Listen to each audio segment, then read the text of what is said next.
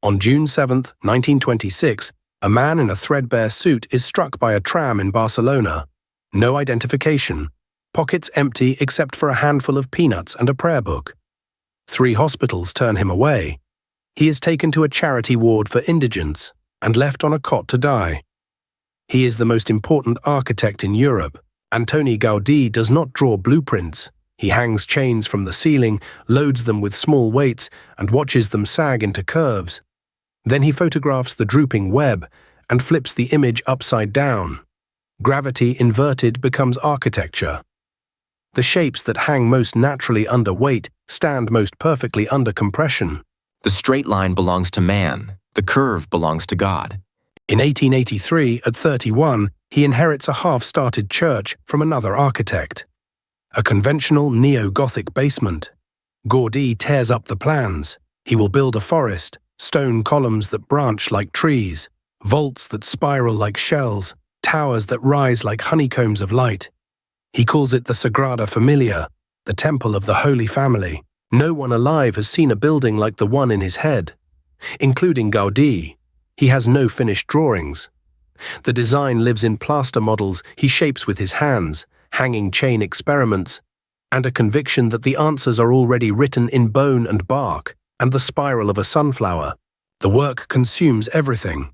He abandons all other commissions. He stops going home. He moves a cot into his workshop inside the unfinished crypt and sleeps among the plaster models. He begs, door to door through Barcelona, rattling a collection tin, asking the wealthy for money and the poor for patience. When funds run dry, construction stops, sometimes for years. He does not care. He is not building for a deadline. My client is not in a hurry. His fiancée leaves.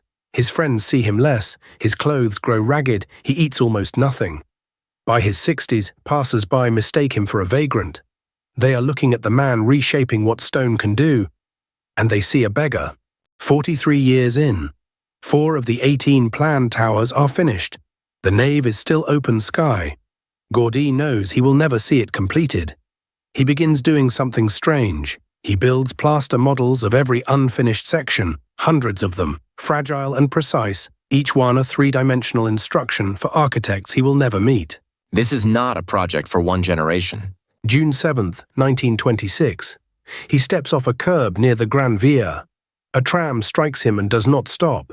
He lies in the street. His suit is so worn, his pockets so empty, that no cab driver will take him to a hospital. When they finally identify him 2 days later, from the prayer book, from a friend who comes searching, he refuses transfer to a private ward. I belong among the poor. He dies on June 10th. He is 47 years into the building. He is 73 years old. Barcelona shuts down. Thousands fill the streets. They carry him into the crypt of his unfinished cathedral and bury him in the floor, beneath the stone columns that branch like trees. They almost lost it all.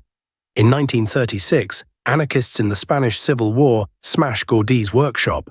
They destroy most of the plaster models, the only complete record of his design. Volunteers crawl through the rubble and piece the fragments together like shattered bone. Today, the Sagrada Familia is the most visited building in Spain. Computers now decode the geometry Gaudí worked out with chains and gravity and his bare hands. The projected completion date is 2026, 100 years after the tram. A man in a threadbare suit steps off a curb in Barcelona. No identification. Pockets holding peanuts and a prayer book. 3 hospitals turn him away.